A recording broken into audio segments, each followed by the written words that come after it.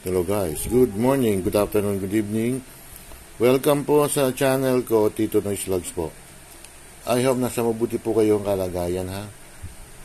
Mag-unbox, actually na-unbox na to. Hindi na namin ipapakita yung pag-i-install kasi napakatagal po mga babayan ko. Bali, review na lang po ito kasi bumili po kami ng ano ba to? TCL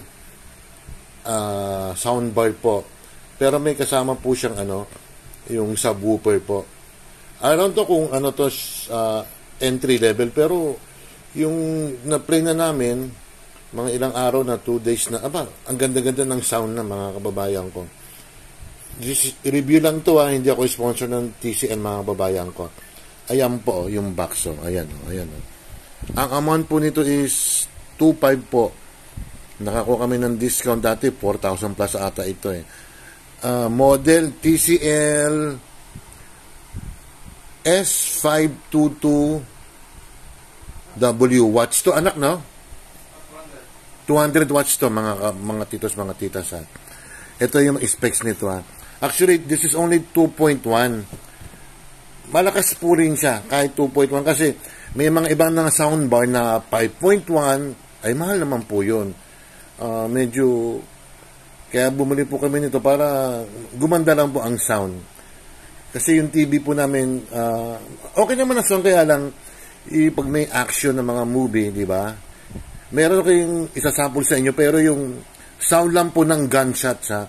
Kasi pag pinakita ko yung pelikula, ay yari okay, lolo. O, review muna natin ito kung ano ito mga to. Ayun, TCL Sound That Matters po. Ayan na, 2.1 channel. And then, malaki yung box, ayan. Ito po yung soundbar, ayan.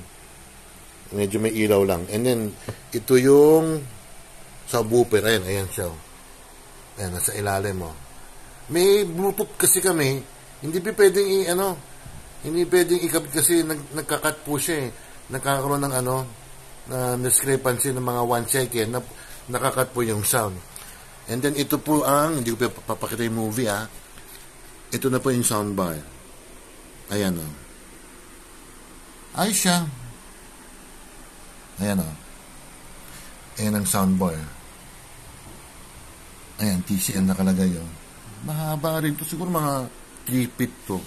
Hindi ko lang pwede ipakita yung yung movie kasi baka madali ako. Ayan Ang nakalagay rito is, buhatin natin Sorry. Kung may extra kayong pera, ano ba yan? Or kunyari, nakasweldo na kayo, mag-isip kayo kung bilhin yung pagkain or gamit, di ba? Ayan, nakalagay loud and pure sound. Nakalagay, may interpretation And then, wireless subwoofer siya. Wireless. Hindi na kailangan ikapit sa sa mga HDMI. Pero may HDMI ito And then, specialized sound modes. Meron po siyang remote control. Ayan Remote control. Asan ba yung remote? Ito ang remote. Ayan. Ang liit niya, ang gaan-gaan niya. Ito yung control sa subwoofer.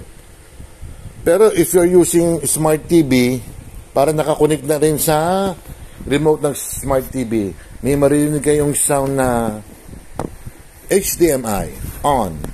Ayan Ito yung sa smart TV Ayan Samsung yan. And then yung stream music wirelessly wireless din mga titos, mga titas.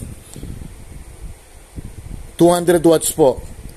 Pero pag di nyo ginagamit siya, nag-automatic off po yung soundbar at saka yung subwoofer. Pag i-on nyo lang, ayun, magkakaroon ng word na HDMI.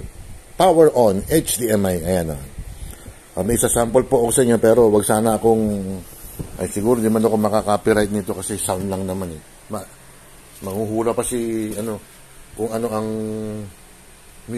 basta yung lang. Ito yung sound sana marinig nyo. Hindi ko pwede ipakita lang.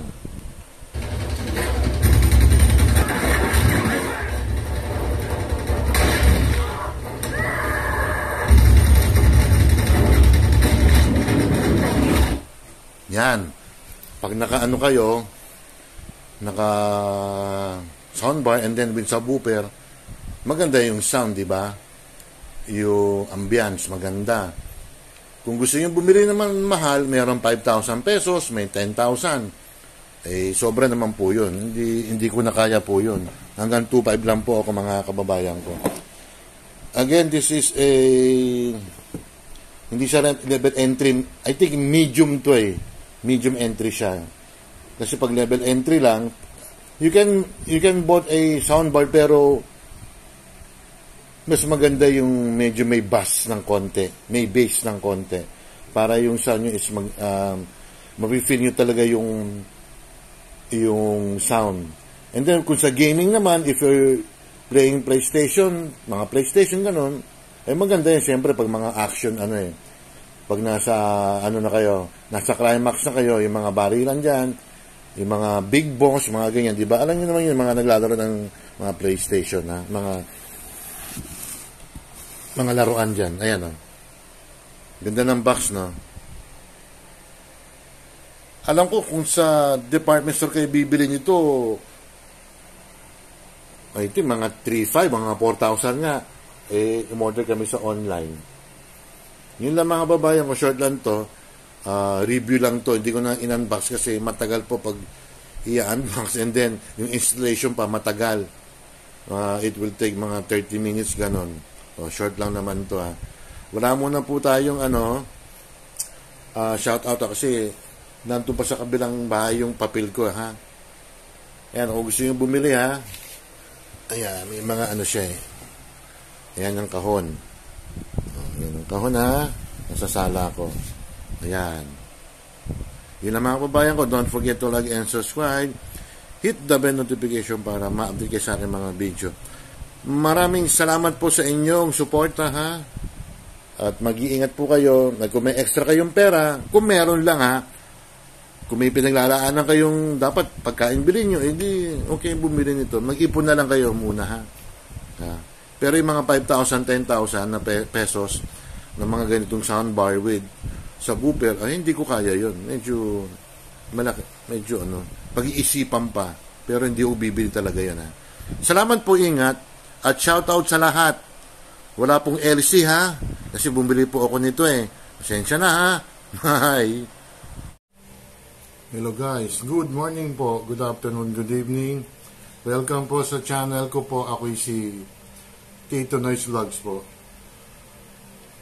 Mga titos, mga titas, sasabihin ko sa inyo totoo po. Ako'y nagkaroon ng warning na po dahil sa minsan kapabayaan ko,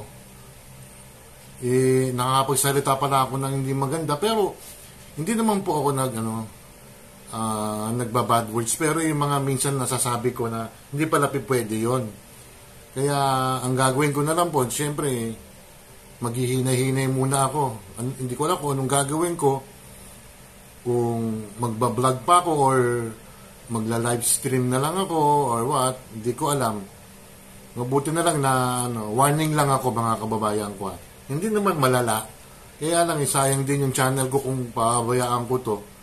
2020 pa to, mga kababayan ko, di ba? Inilagaan ko to ng gusto. Pero kasalanan ko talaga na hindi ko alam. Yung unang warning ko po, yung unang parang nag-violate ako, yung pinakita ko yung picture ni Pangulong Duterte na national ID, hindi pala pwede yun. Bawal pala ho yun. Pero na-publish naman po yun eh. Hindi ko lang alam po sa YouTube. And then yung second ko, hindi ko po na-click yung age restriction. Doon ako nagkamali, hindi ko na-review. At alam nyo ba yung latest ko, yung last Sunday ba yun? After 6 or 8 months yun, ha. Talagang mga kababayan ko, mga titos, mga titas, pag may mga ganyan kayong i-review na lang yun yung ulit. Ako, hindi ko na-review. Tinan mo, na-review yung content ko after 6 or 8 months. So, mahigpit si Lolo, mga kababayan. Kung okay lang, yun, tama naman yun eh. Siyempre, nakikigamit lang naman tayo ng platform nila, di ba? Kaya, continuation to yung unang, nakita nyo, yung in-unbox ko na soundbar tsaka subwoofer. O, siguro mag-unbox na lang ako. Baka mag-unwrap ako ng mani. Mag-unwrap ako ng chicharon na hindi nakakasakit, mga kababayan. Kasi bawal pala yun eh. Hindi naman nagmumura ako, pero hindi pala talaga, kailangan maging smooth ka na lang. Pasensya na lang doon sa mga natamaan. Talagang ganun talaga eh. Medyo mag-iingat na lang po ako. Siguro magbablog din po ako. Medyo mahinaho na po. Na hindi ako galit po. Kasi pag galit po ako, nagpapa-LC po ako. Hindi. Eh, ganun na lang mga kababayan ko. Karugtong to ng yung review ng TCL ba yun, na soundbar tsaka ng subwoofer. Para ipaalam ko sa inyo na ako'y na-warningan po. Hindi naman mabigat siya, pero kailangan mag-iingat ka rin. Hindi mo na ako magsha-shoutout, pero isa-shoutout ko po yung tumulong sa akin. Itago natin sa pangalan si Oxy. O si Ate Ruby na rin. Sinabi sa akin na ayusin ko raw. Sila Cherry Papoy, sila Nanay, sila Elise, sila Master Michi, at saka si Shin, yan. Eh, ganun talaga eh. Hindi ko namamalayan, ano pala yun, talagang bawal pala yun, mag-ilang taon na ako sa YouTube. Halos 4 years na. O kaya, ingat na lang. Mag-ingat na rin kayo doon sa mga ina-upload nyo rin na mahirap talaga. Ayun lang mga babae ko. Ewan ko, sa Bernes, kung ano yung itatapik ko. Tingnan ko na lang. Hinay-hinay na lang ako. Don't forget to like and subscribe. Hit the bell notification para ma-update kayo sa akin mga video. Maraming salamat po at ako'y magbabago na po. Oo. Hindi ko alam. Ay nako. Salamat po, ingat. Bye.